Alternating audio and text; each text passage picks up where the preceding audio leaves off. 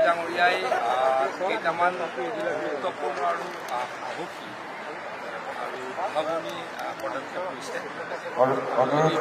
ঠাই চাওঁ যিখন ষ্টেডিয়ামতে প্ৰায় 13,000 বিহুৱতীয়ে বিহু নাচিছিলে ৰাষ্ট্ৰীয় পৰ্যায়ত প্ৰতিস্থাপিত কৰিছিল। ঠিক তেনেদৰে এডভান্টেজ বৃহৎ পদক্ষেপ কাৰ্যসূচী মুখ্যমন্ত্ৰী ডাঙৰীয়াই লৈছে।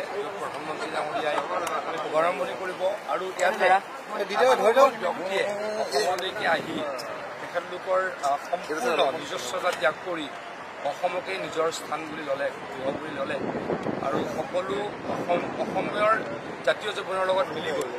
আৰু যিসকল ব্যক্তিয়ে অসমৰ সকলোতকৈ গুৰুত্বপূৰ্ণ যিটো উদ্যোগ চাহ উদ্যোগ তাক প্ৰতিস্থাপিত কৰিছে, তাক ধৰি ৰাখিছে, সেইখিনি ব্যক্তিক বা সেইখিনি ব্যক্তিৰ যিসকল পৰিয়াল বা সদস্য তেওঁলোকৰ সকলোকে নৱপ্ৰজন্মৰ যিসকল ব্যক্তি তেখেতলোকক আনি এনেকৈ তেখেতলোকৰ যি সংস্কৃতি, তেখেতলোকৰ যি নৃত্য ঝুমুৰক ৰাষ্ট্ৰীয় পৰ্যায়ত আন্তঃৰাষ্ট্ৰীয় পৰ্যায়ত প্ৰতিস্থাপিত কৰিবলৈ মুখ্যমন্ত্ৰী ডাঙৰীয়াই পদক্ষেপ লৈছে। এয়া অত্যন্ত ভাল কথা, ডাঙৰ কথা আৰু আমাৰ কাৰণে গৌৰৱ।